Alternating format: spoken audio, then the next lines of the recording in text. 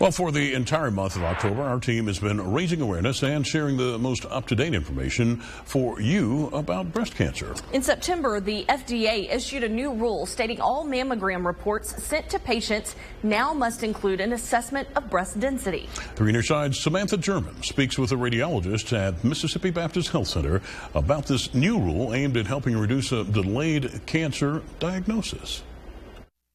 Studies show about 1 in 8 women will develop breast cancer in her lifetime, and medical experts say women with dense breast tissue have a higher risk of development. Breast density is basically the amount of glandular or breast tissue compared to the amount of fat within the breast, and different patients have different amounts of glandular tissue. Dr. June Windford, a radiologist at Mississippi Baptist Health Center, says it's crucial for patients to know what their breast density is, because this can change what medical professionals can see when doing an imaging screening. When you have more dense tissue, it can obscure cancers. It can make it harder to see them on a mammogram.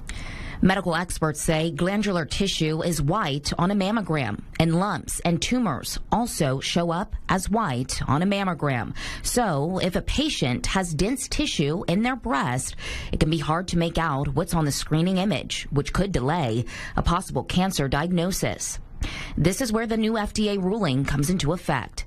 Every facility across the country that facilitates mammograms is now required to send patients these notifications. They're not just sending out dense letters, they're letting you know that your tissue is either not dense or your tissue is dense. So you'll know whether or not you have dense tissue after every mammogram.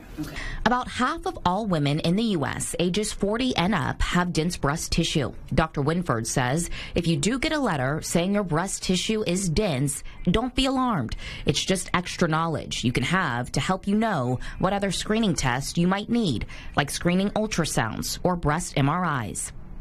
Medical professionals say women should start getting screened at age 40 and annually after. It's also imperative to know your family history because experts say due to genetics, some groups of women have to be screened much earlier.